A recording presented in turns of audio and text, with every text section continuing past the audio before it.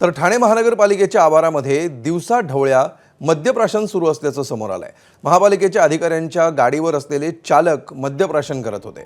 एका जागरूक नागरिकाने व्हिडिओ काढून त्यांना जाब विचारला असता एक चालक दारूच्या नशेमध्ये बेडरपणे गाडी चालवत पळून गेला, तर दुसऱ्याला तिथंच MSF जवानानं पकडलं। ठाण्याच्या महापालिकेच्या मुख्यालयातच दारू पिताना चालक सापडल्यामुळे सुरक्षेवर प्रश्नचिन्ह उभं राहिलंय।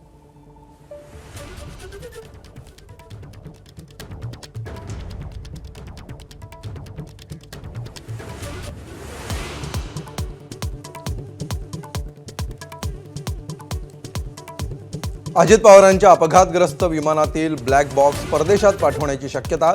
ब्लॅक बॉक्समधील डेटाचा अर्थ लावण्यासाठी परदेशात पाठवण्याचा विचार। 1-2 दिवसात होणार निर्णय।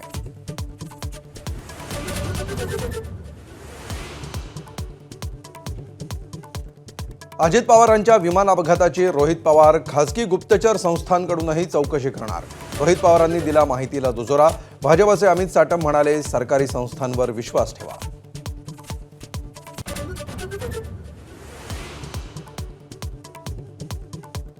पंचाहत्तर शिक्षण संस्थांना अल्पसंख्याक दर्जा देण्याच्या निर्णयाला मुख्यमंत्र्यांकडून स्थगिती। ABP माझाच्या बातमीचा इम्पॅक्ट। दोषींवर कारवाईचे मुख्यमंत्र्यांचे आदेश।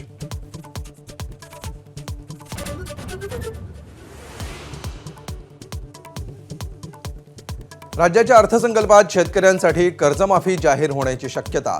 जिल्हा बँकांकडून सरकारनं मागवली कर्जदार शेतकऱ्यांची माहिती।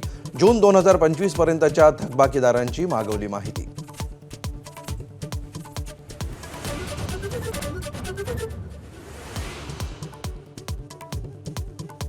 अब्दुल सत्तारांच्या नागेश्वर मंदिर दर्शनावरून वाद। काही तरुणांनी मंदिरात शिंपडलं गोमूत्र।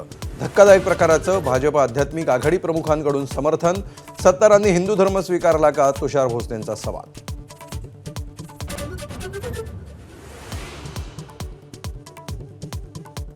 माणिकराव कोकाटेंवर मंत्रिपद किंवा लाभाचं पद स्वीकारण्यावरची मनाई सुप्रीम कोर्टातही कायम। एका आठवड्यानं पुन्हा होणार सुनावणी। सदनिका प्रकरणात कोकाटेंना झाली आहे 2 वर्षांची शिक्षा।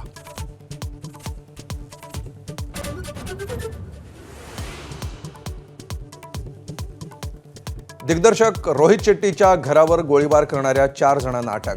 मुंबई पोलिसांची राजस्थानात कारवाई।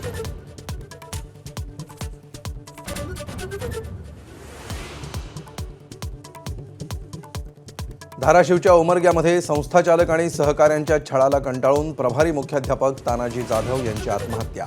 आत्महत्येपूर्वी लिहिलेल्या चिठ्ठीत केलं छळाचं वर्णन।